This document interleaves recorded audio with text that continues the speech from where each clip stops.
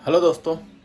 तो आज के वीडियो में हम आपको बता दें कि ये जो अंजलि राघव नाम की जो लड़की है, ये भोजपुरी को बदनाम करने के पीछे तुली हुई है। आज उसका एक इंटरव्यू बीबीसी न्यूज़ हिंदी पे एक पॉडकास्ट हुआ, इंटरव्यू हुआ, जिसमें वो बहुत कुछ बोली।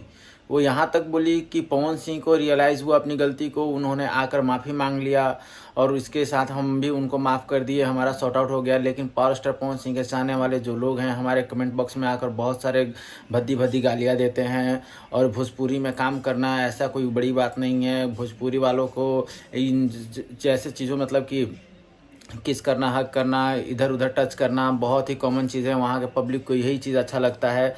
सुन के बहुत ही बुरा लगा कि यार एक लड़की भोजपुरी इंडस्ट्री के बारे में ऐसे कैसे बोल रही हो, अभी नेशनल न्यूज़ पे। इसकी यही नहीं रुकती है, इसके साथ और भी आगे बोलती है और ये बोलती है कि भोजपुरी में जितने भी एक्टर हैं, जितने भी एक्ट्रेस हैं, वो सब इन्हीं सब चीज़ों से लेकर फेमस हैं। जो मतलब कि उसका बयान सुनकर आपका खून खौल जाएगा।